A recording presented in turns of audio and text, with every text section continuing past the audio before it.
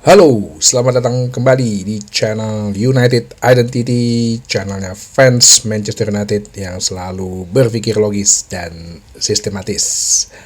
Um, Hari Minggu besok kita akan lanjutan lagi ya Liga Inggris. Kok kalau Liga Inggris kayak jadi ini ya, kayak beban gitu menontonnya. Pekan ke 32. Wah, udah mau selesai nih kompetisi Liga Inggris nih. Udah buru-buruan selesai lah, udah nggak tega ngelihatnya kayaknya udah gimana ya.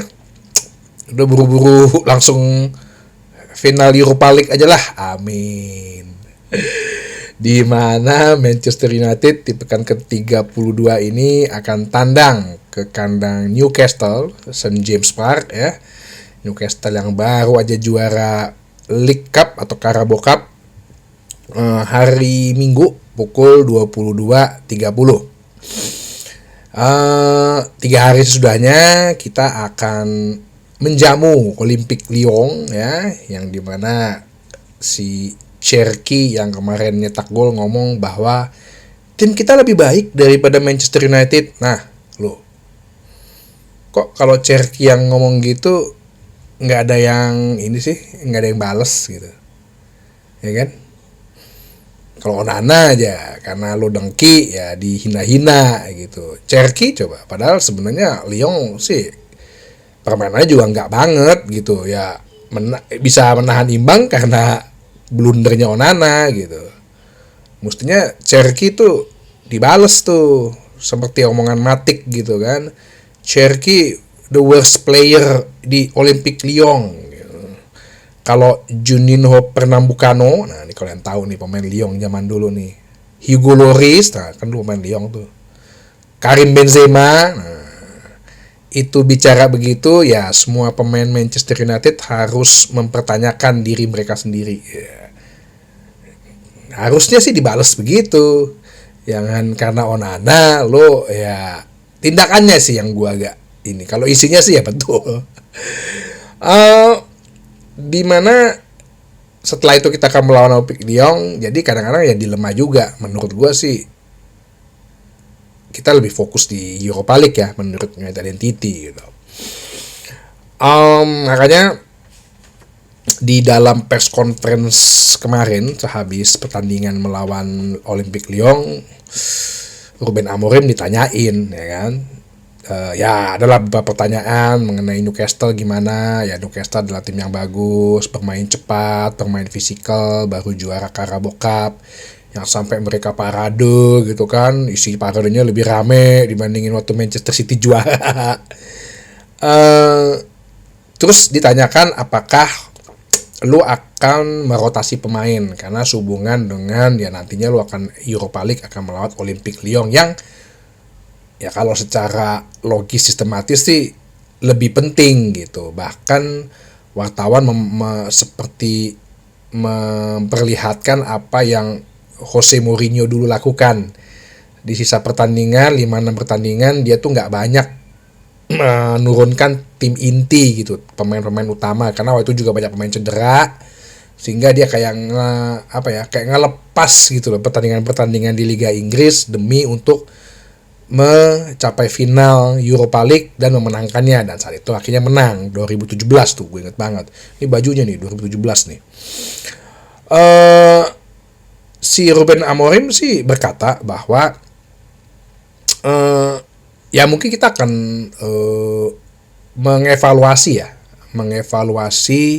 setiap pemain ya untuk hal ini. Ini sih mungkin gue rasa suatu signal gitu ya. Contoh dia bilang kayak Bruno gitu. Bruno itu musim ini di semua kompetisi itu dia udah bermain sebanyak 4.470 menit. Berarti kalau dihitung-hitung kan sebenarnya dia main 90 menit full terus tanpa pernah diganti gitu kan. Nah ini yang bisa jadi ya, apalagi akhir musim kompetisi nih, ibaratnya kan nggak ada hari sial dalam kalender gitu. Tiba-tiba Bruno Fernandes cedera, ototnya lelah, ototnya udah mulai melemah, waduh habislah kita. Nah itu yang si Ruben Amorim bilang bahwa kita akan mengevaluasi semua pemain. Ya kalau gue bilang ya emang itu harus dilakukan. Jadi setiap pemain akan dievaluasi menit bermainnya, kondisi kesehatannya. Apakah hanya Bruno ya? Gue nggak tahu nih. Apakah juga nantinya Andre Onana akan ditepikan dulu, diistirahatkan dulu? Karena ada beberapa berita baik dari Daily Mail ya oleh Kirsweller, terus dari Manchester Evening News juga bilang bahwa kayaknya sih Onana akan diistirahatkan gitu. Bisa kemungkinan Bayindir yang akan bermain. Ya cuman pertanyaannya kan gue suka bilang bahwa ini kan sebenarnya kita nih lah dalam keadaan emosi nih. Ya udah ganti Onana dengan Bayindir. Tapi apakah Bayindir itu juga ibaratnya sekelas dengan Onana? Nggak juga. Ya memang dia bermain lebih dikit, tapi errornya dia, ada data errornya dia juga hampir sama dengan Onana. Terus conceded goalnya juga hampir sama dengan Onana. Cuman save-nya emang lebih banyak ya, karena menit bermainnya dia dikit. Menit bermainnya dikit, tapi dalam tiap pertandingan itu banyak save-nya.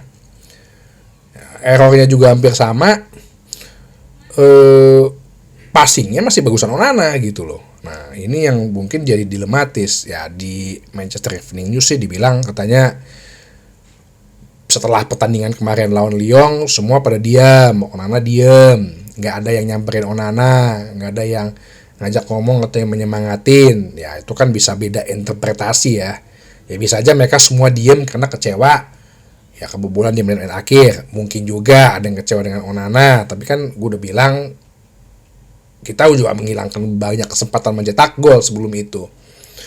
Ya kalau misalnya Onananya yang dianggap salah ya bisa jadi ya. Interpretasi orang bilang wah teman-temannya udah mulai kesel nih sama Onana nih.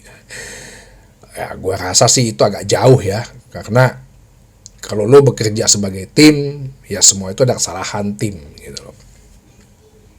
Cuman menarik juga bagi gue kalau misalnya ada pemain yang diistirahatkan. Contoh kayak Bruno Fernandes sama Andre Onana. Kenapa? Karena gue pengen ngeliat juga ya selain kita kasih kesempatan buat Bayindir ya, tapi gue juga pengen lihat juga kalau permainan itu tanpa Bruno Fernandes. Ya nggak apa-apa, ya kan gue udah bilang liga ini kayak kita lepas aja. Bisa jadi kita kalah, bisa jadi hanya imbang, tapi bisa jadi menang loh kalau kita main tanpa Bruno Fernandes. Gue juga pengen lihat gitu loh. Jalan nggak sih? Oke, dia sang pembeda. Oke, dia sang pembeda memang karena asisnya dia, bahkan ada yang bilang di Liga Eropa atau mana Eropa kemarin aja kalau Bruno selama Bruno bikin asis dan gol, MU itu nggak pernah kalah gitu. Nah, tapi gue jadi pengen lihat juga kalau Bruno memang diistirahatkan, tim bisa jalan nggak sebenarnya gitu loh. Semua tim, setiap lini individu itu bisa maksimal nggak? Jadi nggak harus bertumpu pada satu orang gitu loh. Nah ini yang pengen gue juga lihat juga ya. Lebih baik Ruben Amorim udah istirahatin aja deh semua deh. Cobalah dengan memasang susunan pemain gitu ya. Goalkeeper si Bayindir, kita kasih kesempatan buat Bayindir ya. Onana ini dulu lah, merenung gitu. Nah untuk 3 di belakangnya, gue ngeliat Harry Maguire ini agak nggak bisa main menit lama ya, tapi dia main bagus kemarin. Sedangkan Matthijs de Ligt ini belum ada kabar nih, tampaknya masih ada cedera ringan. Pasang aja back tengah kanannya Lenioro ya, kan dia lagi naik nih performanya nih habis nyetak gol, jangan diistirahatin, dikasih terus main. Terus kemudian back tengah-tengahnya Victor Lindelof. Nah, cobalah back tengah kirinya gue pengen lihat Luke Shaw, mainin aja dulu Luke Shaw ya. Coba deh lu buktiin deh Luke Shaw, katanya lu udah bisa bermain gitu kan, jangan cuman nanti menjelang Piala Dunia lu tiba-tiba sehat gitu. 4 di tengahnya gue rasa Mazraoui mungkin diistirahatin dulu kali ya, karena dia juga keuasan nih kayaknya menit bermainnya Mazraoui itu cukup banyak juga.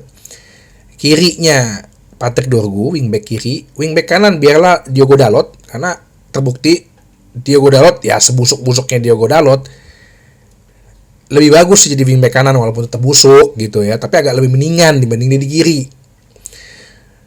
Tengahnya depan kasihlah si siapa namanya Manuel Ugarte sama Kobbie Mainoo.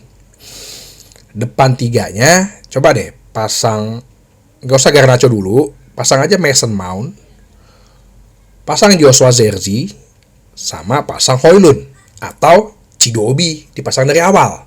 Nah, ini yang menurut gua ya udah kita coba dengan pemain-pemain yang itu yang nggak ada, yang nggak bisa istilahnya Garnacho sama Højlund yang katanya mentok di situ, ya coba diistirahatin lah. Coba deh nggak ada pakai Bruno juga. Jadi kita pengen lihat ya ini kan udah sisa 6 pertandingan ya udah bener-bener udah jadi eksebisi gitu. Mau dibilang Inggris dapat 5 jatah ya udah susah.